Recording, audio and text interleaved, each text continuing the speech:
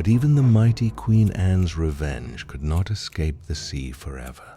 After terrifying merchants across the Atlantic with her towering guns and Blackbeard's fearsome reputation, the legendary flagship was brought down not by a naval fleet, but by the hidden shoals of Beaufort Inlet. Her wreck disappeared beneath sand and waves, while Blackbeard himself fell only months later. The ship became more than a pirate vessel. It became one of the greatest legends of the Golden Age of Piracy. Our goal is to have 100 pirates on the team. Subscribe and leave a comment below. That way, you'll be part of our team.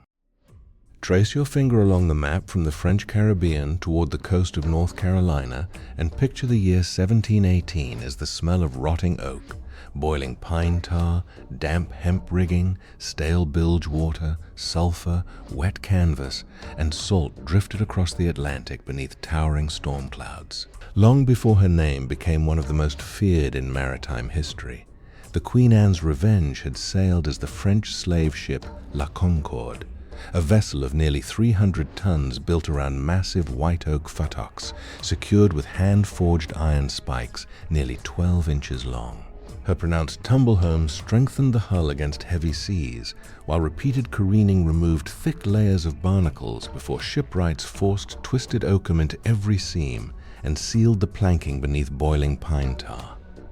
In November 1717, Edward Teach, forever remembered as Blackbeard, captured the vessel after a relentless pursuit. Instead of destroying his prize, he transformed it into a floating fortress carrying nearly 40 bronze cannon cast from an alloy averaging roughly 88% copper and 10% tin, mounted upon reinforced oak carriages restrained by hemp-breeching ropes almost 5 inches thick.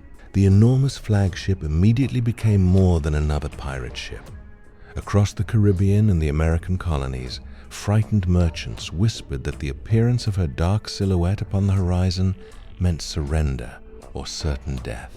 Some sailors even claimed they could recognize her before sunrise by the strange silence spreading across nearby ships as experienced captains realized exactly which vessel was approaching. Whether those stories were true or not, the legend of the Queen Anne's Revenge began long before her cannon ever opened fire.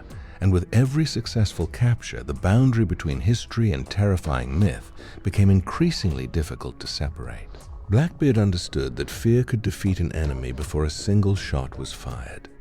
Witnesses described how he prepared for battle by weaving slow-burning lengths of matchcord beneath his broad black hat, allowing glowing fuses to surround his face with drifting smoke that made him appear almost supernatural through the haze of gunpowder. Across his chest hung multiple loaded flintlock pistols, while heavy cutlasses, boarding axes, and long knives remained within easy reach. As the Queen Anne's Revenge closed upon a merchant vessel, her towering masts carried dark canvas billowing above a hull nearly 100 feet in length, while disciplined gun crews quietly prepared every cannon for action.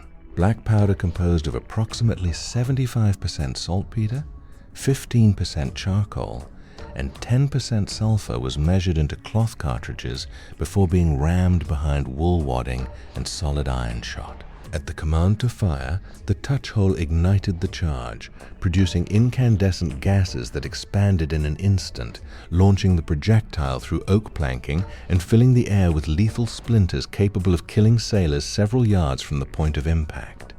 Yet Blackbeard often preferred intimidation over destruction. Merchant captains, seeing the smoke-covered figure standing calmly upon the quarterdeck of his heavily armed flagship, frequently surrendered without resistance, knowing that even a successful defense could leave their vessel shattered beyond repair. With every bloodless victory, the legend grew stronger, convincing crews throughout the Atlantic that resisting the Queen Anne's Revenge was often more dangerous than yielding immediately to the pirate captain, whose reputation spread faster than the wind itself. The true power of the Queen Anne's Revenge extended far beyond Blackbeard's terrifying appearance, because the ship herself had been engineered to dominate merchant vessels through overwhelming firepower and disciplined seamanship. Displacing roughly 300 tons, the former French slave ship possessed a broad beam that provided exceptional stability during combat, allowing nearly 40 bronze cannon to fire devastating broadsides without dangerously compromising the hull. Massive deck beams rested upon heavy lodging knees, while curved white oak futtocks distributed the tremendous recoil throughout the ship's internal framework. Every gun crew followed a precise sequence refined through constant practice. After each discharge, the cannon recoiled violently against its thick hemp breeching rope before being hauled forward again using side tackles. Iron worms cleared smoldering debris from the bore. Wet sponges extinguished lingering embers. Fresh powder cartridges were inserted, followed by tightly packed wadding and carefully sized round shot or grape shot, depending upon the target. Experienced gunners understood that even a tiny spark remaining inside the barrel could ignite the next charge prematurely, turning the weapon into a deadly explosion capable of killing the entire crew assigned to it. Merchant captains knew these realities well.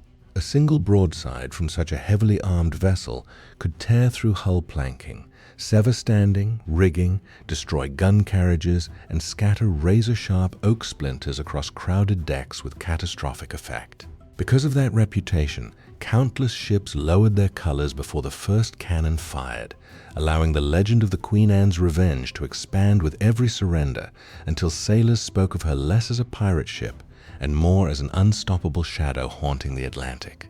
Legends surrounding the Queen Anne's Revenge became even darker because sailors rarely knew where history ended and rumor began.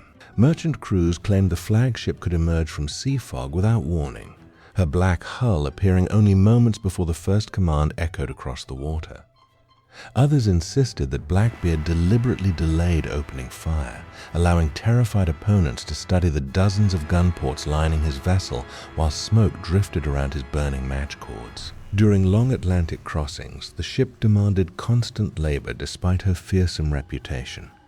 Carpenters inspected the hull for sprung planks. Caulkers drove fresh oakum into widening seams with iron caulking irons, and sailors coated exposed timber with boiling pine tar to slow the relentless decay caused by salt water. Standing rigging stretched beneath enormous loads, deadies required continual adjustment, and every shroud had to remain properly tensioned, or the towering masts could fail during a gale. Even the anchors, each weighing well over a ton with forged iron flukes, demanded coordinated effort from dozens of men turning the capstan through repeated revolutions. Yet none of this exhausting work appeared in the stories spreading through colonial ports. Instead, frightened witnesses exaggerated every encounter until some believed the flagship carried unlimited ammunition, impossible speed, or a captain protected by supernatural forces. Each retelling transformed an already formidable warship into something larger than reality, proving that fear itself could become Blackbeard's greatest weapon long before steel or gunpowder decided the outcome of any battle.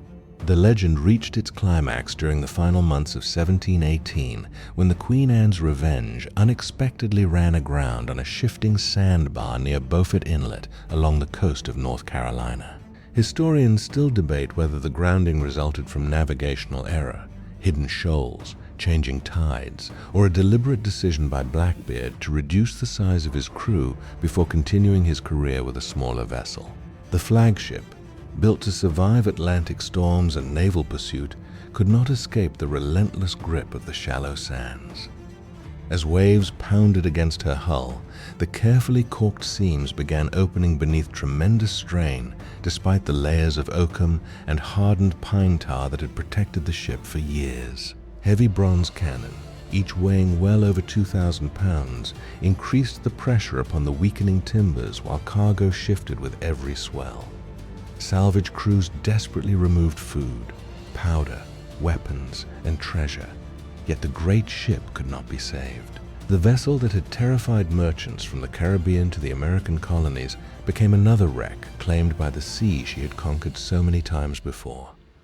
Even after Blackbeard continued sailing aboard smaller ships until his death later that year at Ocracoke, stories about the Queen Anne's Revenge refused to disappear.